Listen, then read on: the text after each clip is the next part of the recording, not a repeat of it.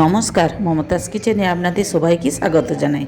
আজকে আমি একেবারে নতুন একটি রেসিপির ভিডিও দেখাবো। তার জন্য পুরো ভিডিওটি দেখার অনুরোধ রইল। চলুন, এখানে আমি কয়েকটি আলু কেটে রেখেছিলাম। গ্যাস জ্বেলে নিলাম। গ্যাসে কয়েকটি প্যান বসিয়ে দিয়েছি। প্যানের মধ্যে তেল দিয়ে দিলাম। তেল দিয়ে আলুগুলি কেটে ধুয়ে রেখেছিলাম ভালো করে ভেজে নেব। আলুর মধ্যে একটু লবণ ও হলুদও দিয়ে দিয়েছি। আলুগুলো একটু লাল করেই ভেজে নেব। দেখুন কত সুন্দর লাল করে ভাজা হয়ে গেছে। এখন আমি তুলে নিচ্ছি। ওই তেলের মধ্যেই আমি পেঁয়াজকলি কেটে রেখেছিলাম। পেঁয়াজকলিগুলি ভালো করে ভেজে নেব। দেখুন পেঁয়াজকলিগুলো কিন্তু লাল করে ভাজা হয়ে গেছে। এখন আমি পেঁয়াজকলিগুলি তুলে নেব। ওই আলুর সাথেই তুলে নিচ্ছি। পেঁয়াজ কলি দিয়ে মাছ রান্না আপনারা তো অনেক রকম করে খেয়েছেন। এটি বিনা মশলায় এত সুন্দর রান্নাটা হয়, একবার হলেও বানাবেন। এখন আমি ওই কড়াইয়েই একটা তেজপাতা, 3টে কাঁচা লঙ্কা আর 1 চামচ কালো জিরে দিয়ে দিলাম। তো 1 সেকেন্ড নাড়াচাড়া করে 2টো টমেটো কেটে রেখেছিলাম, টমেটোগুলি দিয়ে দিলাম। টমেটোর মধ্যে লবণ, হলুদ, জিরে আর অল্প লঙ্কা গুঁড়ো দিয়ে দিলাম। দিয়ে টমেটোগুলো যতক্ষণ না গলবে ততক্ষণ আমি অপেক্ষা করব।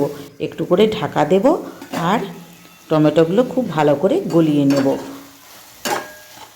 দেখুন টমেটোটা খুব সুন্দর কষানো হয়ে গেছে। এখন আমি ভেজে রাখা আলু আর পেঁয়াজগুলি এর মধ্যে দিয়ে দেব। সব সময় তো তেল মশলা দিয়ে রিচ খাবার ভালো লাগে না, তাই মাঝে মধ্যে যদি এই কম মশলা দিয়ে এইভাবে মাছ রান্না করেন, খেতে কিন্তু খুব ভালোই লাগে। আমি যেভাবে করছি সেইভাবে একবার হলেও আপনারা বানাবেন।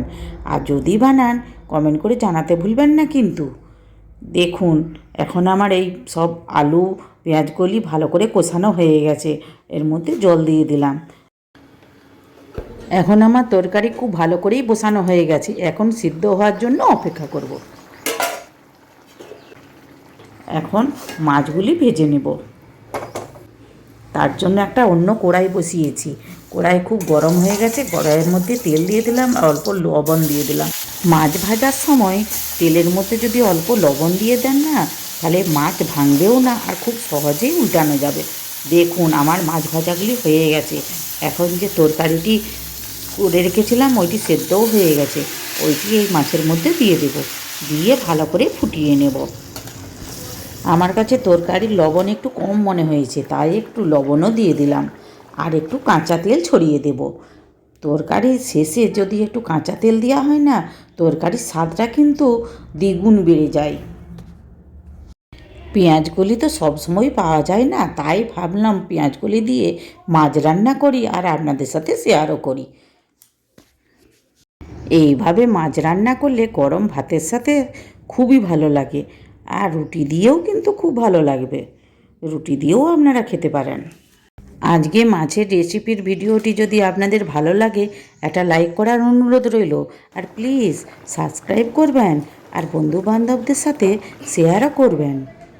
চলুন মাছের তরকারিটা এখন একটা পাত্রে ঢেলে নেব। ভিডিওটি শেষ পর্যন্ত দেখার জন্য ধন্যবাদ। নতুন বন্ধুরা এখনও যারা আমার চ্যানেলটিকে সাবস্ক্রাইব করেননি, প্লিজ প্লিজ তাড়াতাড়ি সাবস্ক্রাইব করে ফেলুন, তবেই তো নিত্য নতুন রেসিপি সর্বপ্রথম আপনাদের কাছে পৌঁছে যাবে। আপনারা ভালো থাকবেন। ধন্যবাদ।